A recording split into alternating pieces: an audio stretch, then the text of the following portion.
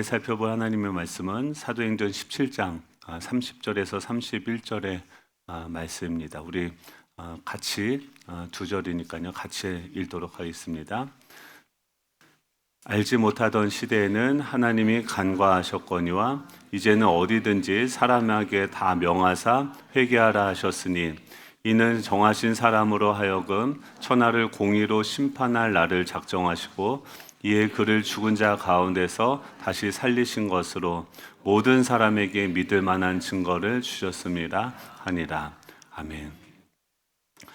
저희가 부활주일만 되면 똑같은 설교를 합니다. 지금 벌써 이제 7번째겠죠. 7번째고 설교문을 나눠드리기도 했었고 또 PPT만 지금 계속 좀 바꿔가면서 똑같은 설교를 하고 있습니다. 목적은 이겁니다. 저희가 예수님을 믿지만 우리 자녀들이나 또 이웃에게 내가 믿는 이 예수님이 왜 진리인지, 우리가 믿고 있는 이 기독교가 왜 유일한 진리인지에 대해서 자녀들이 물어볼 수도 있고, 우리가 부활의 증인이라고 한다면 날마다 증거해야 되는 내용이 이거 아닙니까? 그런데 실질적으로 우리 삶에서 그것을 증거할 수 있느냐 라고 한다면 이게 또 그때부터 머리가 하얗게 되어집니다. 그래서 어떻게 하면 기독교가 진리인지, 여러분은 왜 기독교를 진리라고 믿으십니까? 정말 진리라고 하는 것은 이것만 맞고 다른 것은 틀리다는 거죠. 진리의 속성 자체가 그런 거죠. 정말 그렇게 기독교를, 예수님을 믿으십니까? 이런 부분들에 대해서 다시 점검하고 또 주님께서 우리에게 주신 모든 사람에게 믿을 만한 증거를 주셨는데 죽은 자를 다시 살리신 것을 통해서 증거를 주셨다. 기독교는 그냥 막연하게 감성적으로 믿는 것이 아니라 증거를 통해서 믿는 것이다 라는 것을 명확하게 알고 또 전할 수 있는 저와 여러분 되면 좋겠습니다.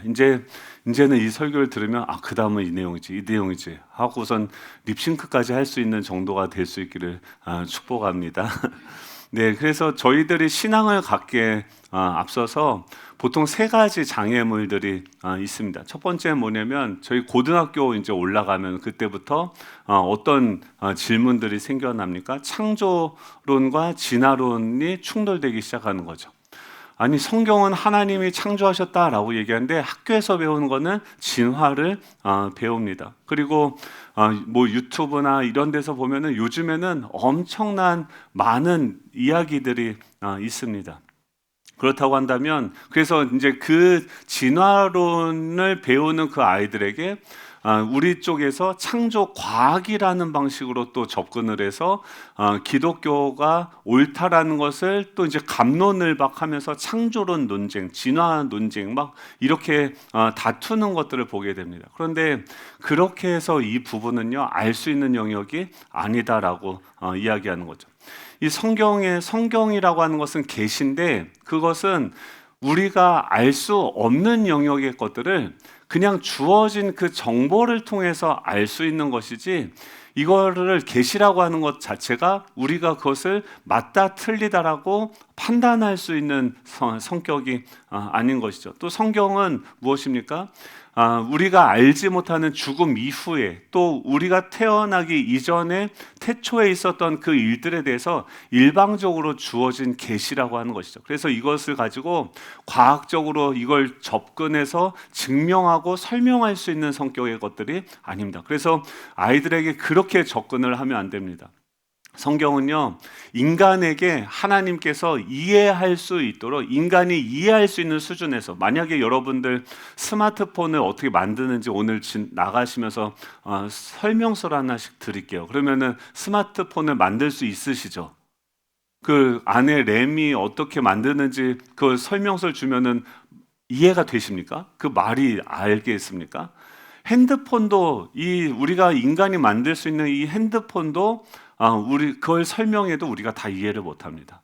하물며 이 세상을 창조하시는 그 복잡한 것들을 우리에게 설명해 준다고 우리가 알 수 없다라고 하는 것이죠. 그렇기 때문에 이 성경은 고대 근동에서 살고 있는 그 사람들의 1차 독자로서 하나님이 지금 이걸 그때는 신화적인 세계관이었고 막 그런 것이었기 때문에 그 속에서 그들이 이해할 수 있는 방식으로서 하나님이 이 모든 만물을 창조하셨다라는 것을 가르쳐주는 말씀이죠. 마치 요한복음에서 이 말씀이 육신이 되었다라고 할 때 그 로고스라고 하는 단어는 그냥 말씀이라고 하는 것이 아니라 그 당시 헬라 철학에서 모든 만물의 제일 원인자가 바로 로고스라고 생각을 했어요.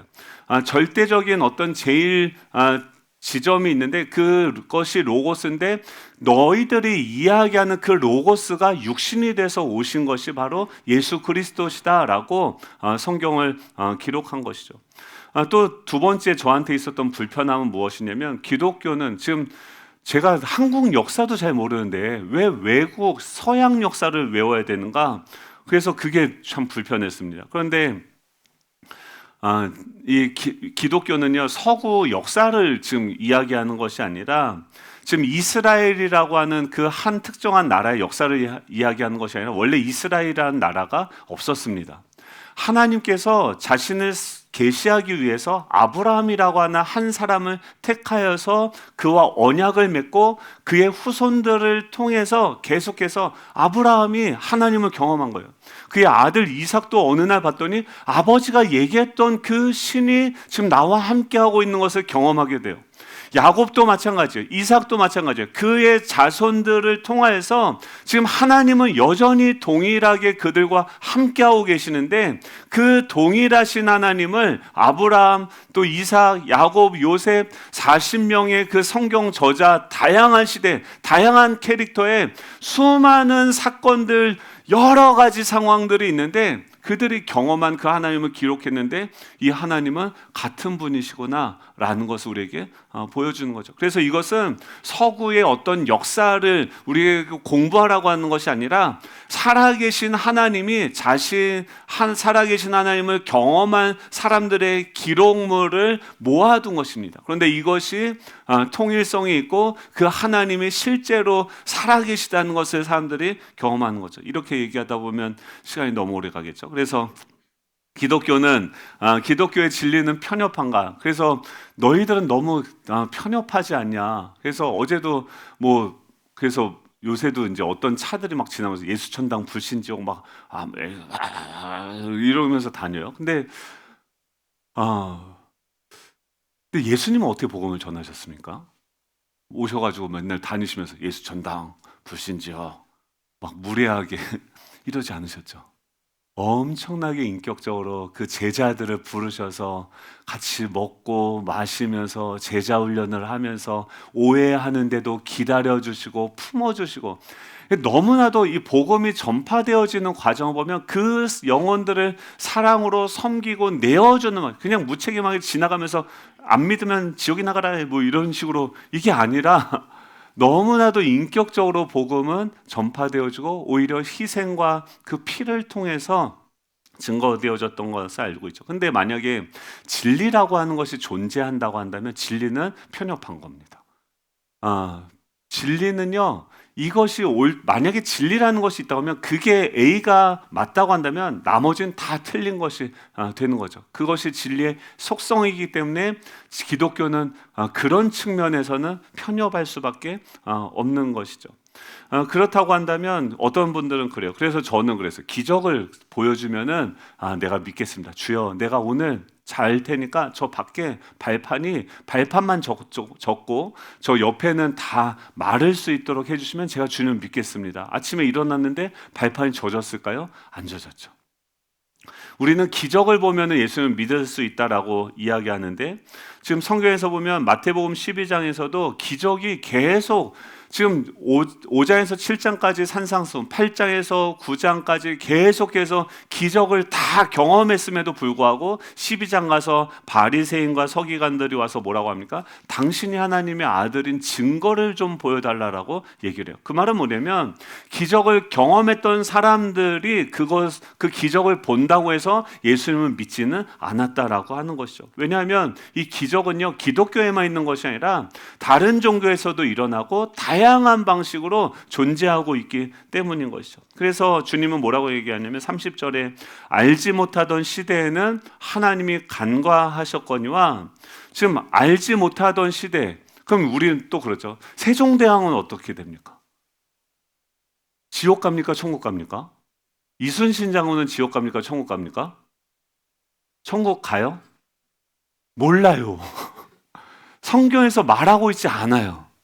그러니까 이 성경을 기록한 것은 너네들한테 구원의 조건을 설명해서 너네들이 지금 누군 구원받았다, 누군 구원 못 받았다, 이거를 판단하고 심판하라고 준 것이 아니라 우리로 하여금 구원을 받도록 주시는 은혜인 거고, 성경에서는 모든 우리의 궁금증에 대해서 다 얘기하는 것이 아니라 말하지 않는 부분들이 더 많다는 것을 알 수 있길 축복합니다.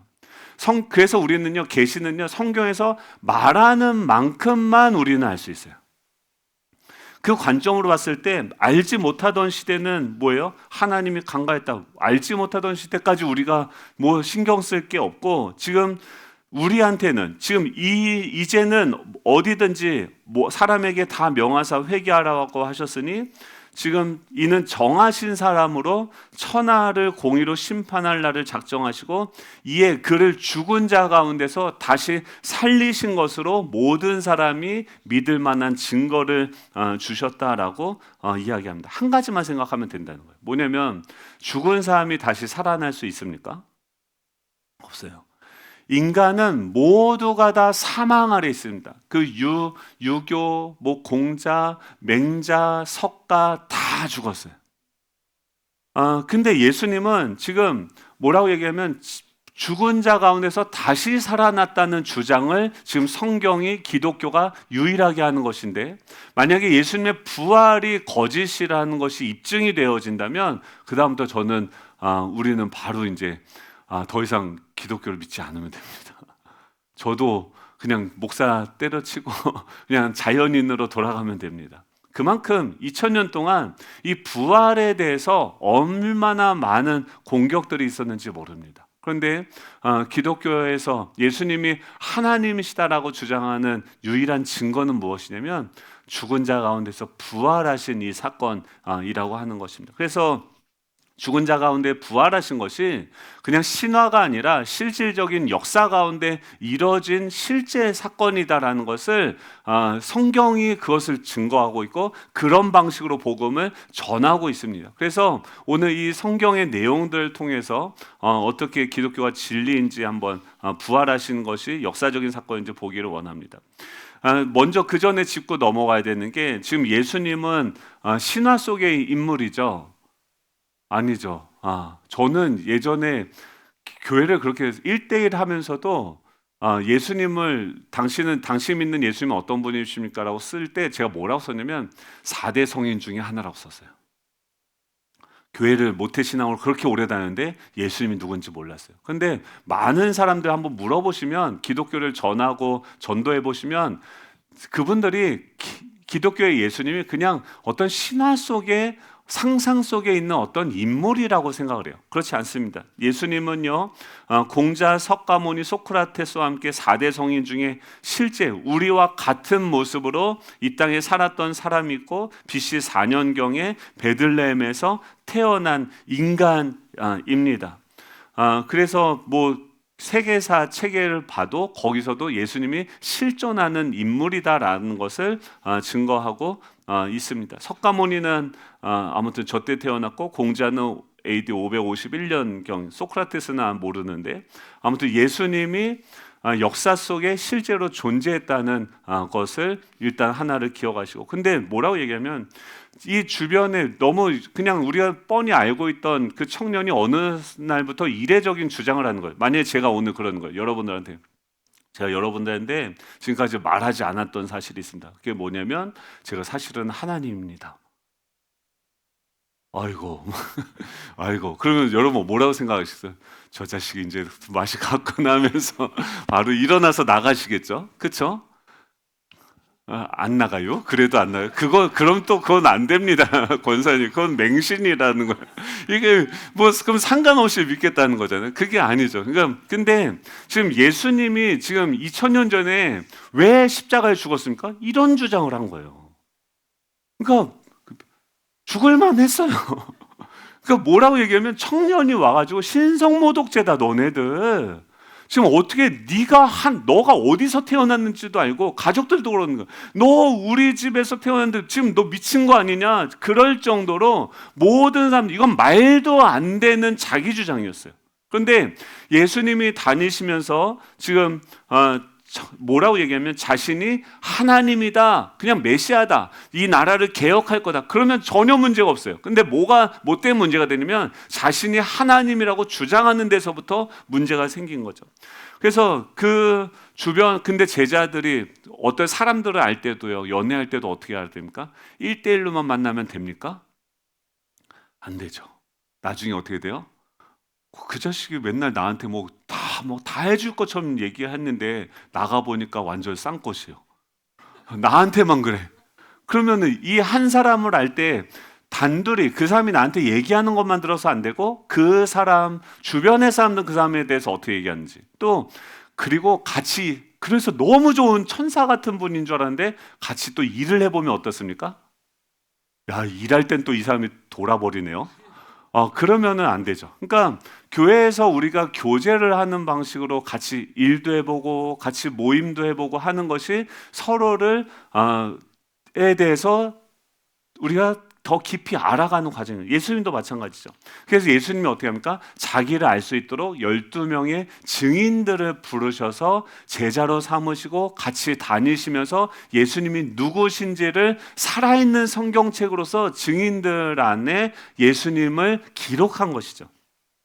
마태복음 14장에 보면은 지금 배에 있던 사람들도 배 풍랑일 때 배에 탔던 예수님 믿지 않던 사람들도 보고 예수님 풍랑을 잠잠하게 하는 것을 보시고서 뭐라고 했냐면 진실로 하나님의 아들이로소이다.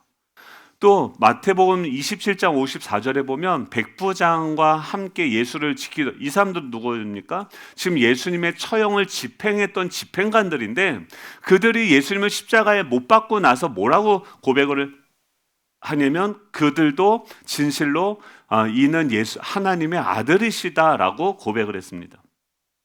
또 예수님의 최측근이었던 도마 역시도 예수님의 부활을 못 믿다가 그분의 부활하심을 직접 만나고 옆구리에 손을 넣어보고서 뭐라 하면 나의 주님이시오. 그러니까 그 부활을 통해서 뭘 알게 되면 이분이 나의 주님이구나. 그리고 이분이 나의 하나님이구나 라는 것을 도마가 부활을 통해서 믿게 되어졌다라고 하는 것이죠.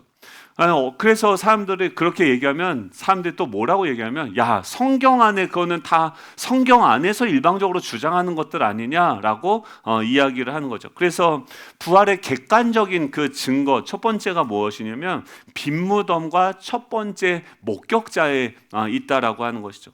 이 빈무덤이라고 하는 것은 이게 왜 중요하냐면 그 당시 예수님은요 비공식적으로 죽으신 것이 아니라 온 로마가 떠들썩했던 사건, 정치적인 사건이었어요.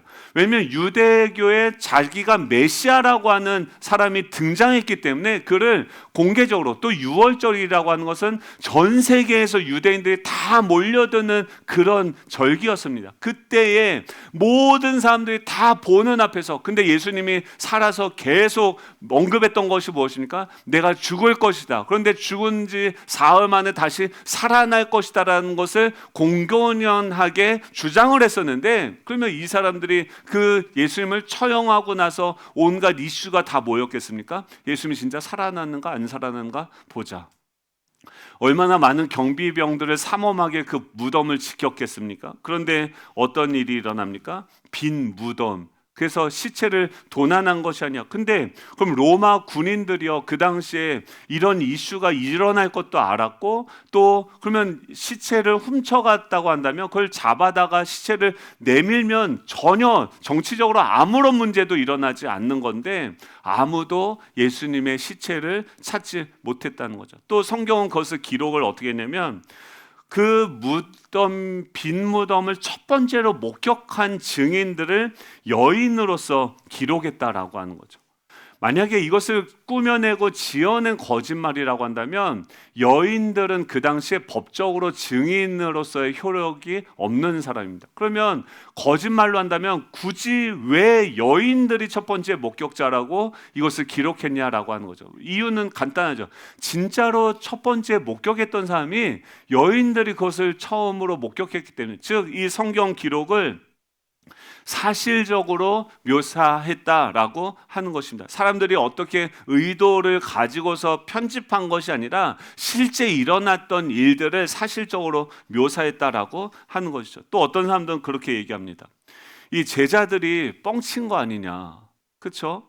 예수님을 버리고 도망간 제자들이, 근데 보세요. 뻥을 치려면 뻥을 치는 목적은 무엇입니까? 그것을 거짓말을 통해서 뭔가 내가 이익을 얻기를 원하는 것인데, 지금 어떻습니까? 지금 도망간 제자들이 어떻게 됩니까? 예수님이 살아계실 때, 십자가에 못 박혀 죽으실 때는 지금 예수님이 예수님이랑 같이 반란 군으로 몰릴까봐 도망가고 살기 위해서 숨었던 사람들이 예수님이 죽었어요.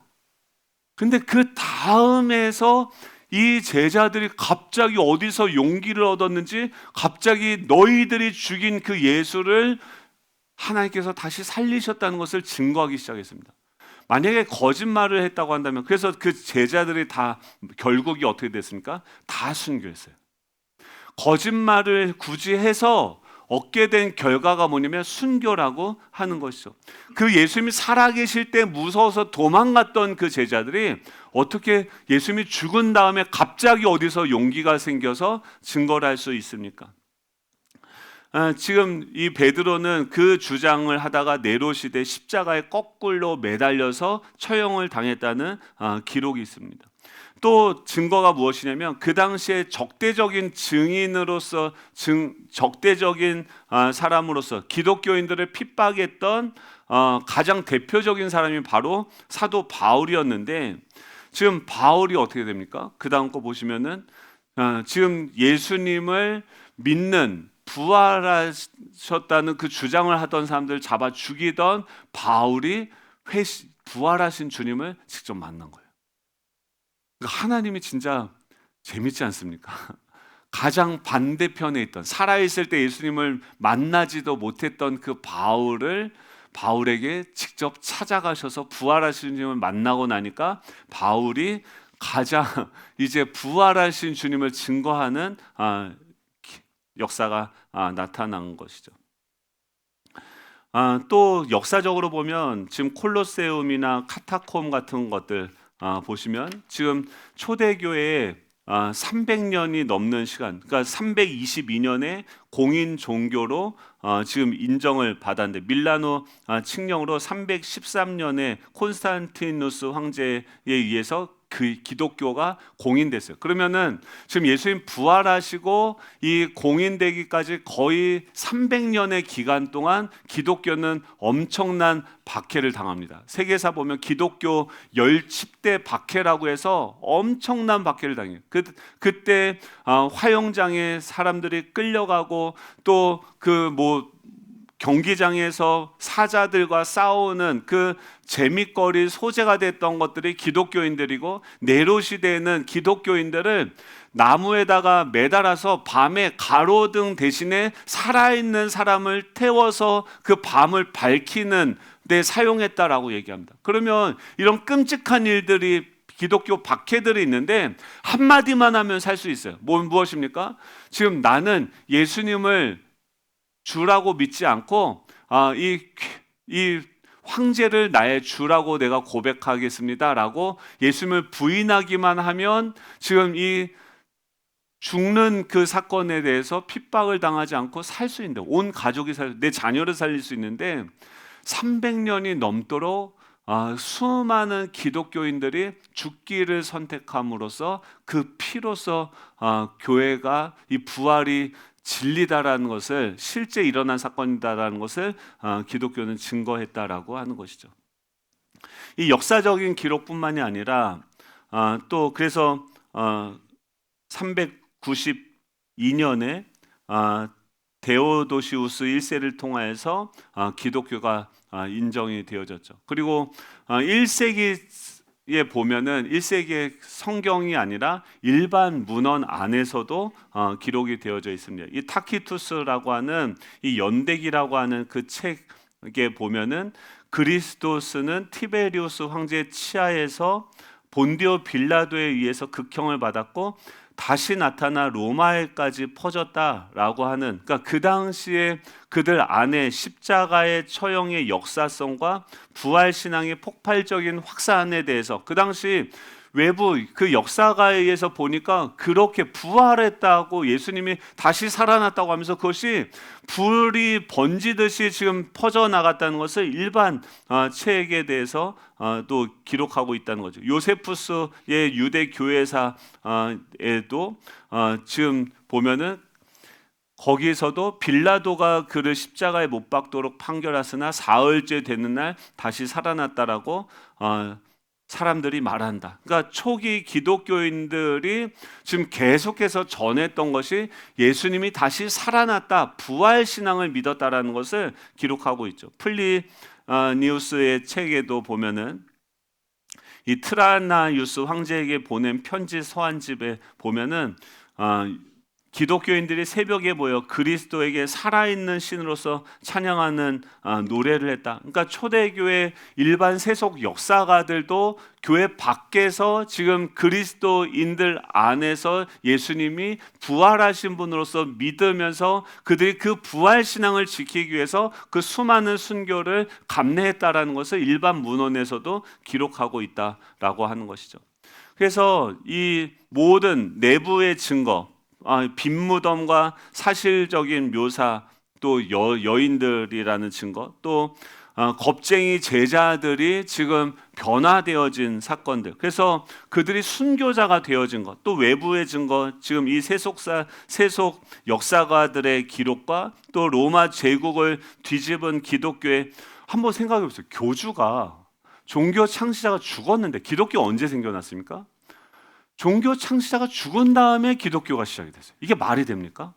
여러분, 만약에 어떤 종교를 하나 만든다 하더라도 살아있을 때도 이게 쉽지 않은 건데, 그 살아있을 때는 아무도 그분을 믿지 않고 다 배신하고 다 떠났어요. 근데 그분이 죽은 다음에 그분이 말씀하신 대로 부활하신 것을 보면서 요한복음 2장 22절에 뭐라고 얘기합니까? 죽은 그분이 죽은 자 가운데서 다시 살아나신 것으로 말미암아 그것을 기억하고 성경과 예수께서 하신 말씀을 믿었더라. 제자들이 언제 예수님을 믿게 되어졌습니까? 죽은 자 가운데서 다시 살아나신 후에야 제자들이 이 말씀하신 것을 기억하고, 그때서부터 예수님은 뭘로 믿었어요? 하나님으로 믿으셨어요. 여러분, 만약에 부활이 없다고 한다면 예수님의 십자가에 죽은 것은 그냥 일반 어떤 한 정치가의 죽음일 수밖에 없습니다.